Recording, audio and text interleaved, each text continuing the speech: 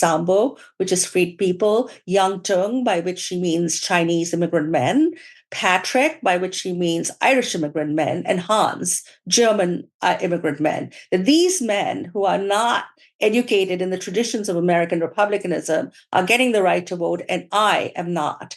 And that elitism feeds into a kind of a racism within the suffrage movement, especially when Southern white women start joining them and they started having segregated conventions and they start sidelining Black suffragists and their concerns about racial violence. And this is, I think, a tragedy for American feminism, that the old intersectional vision of the American abolitionist feminists who always interconnected Black and women's rights is kind of gone until the social feminists like Jane Addams, et cetera, bring it up. And so I wanted to tell that story because it's a story about American democracy and constitutionalism stemming from Reconstruction, but also thinking about feminist notions of the state, notions of gender democracy. Those things are also important for us today. The controversy over introducing the word male into the U.S. Constitution with the 14th Amendment, the suffragists like Stanton said that, once you have that, it's not going to go away for another 100 years.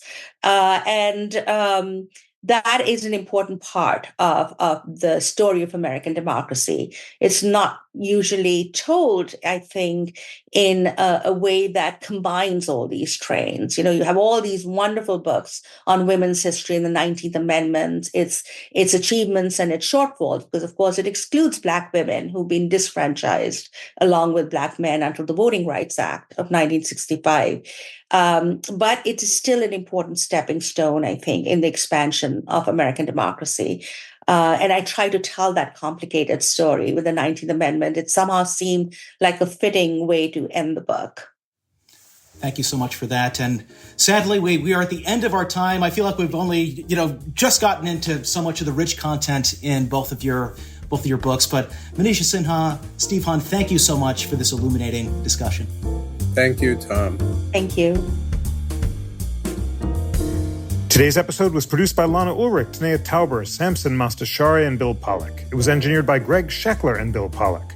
Research was provided by Samson Mastashari, Cooper Smith, and Yara DeRese.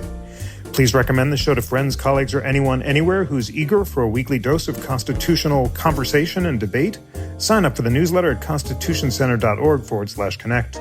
And remember always, in your waking and sleeping hours, that the Constitution Center is a private nonprofit.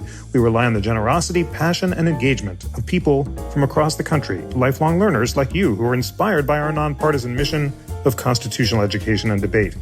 Support the mission by becoming a member at constitutioncenter.org/membership or give a donation of any amount, $5, $10, or of course, more, to support our mission, including the podcast. That's at constitutioncenter.org/donate.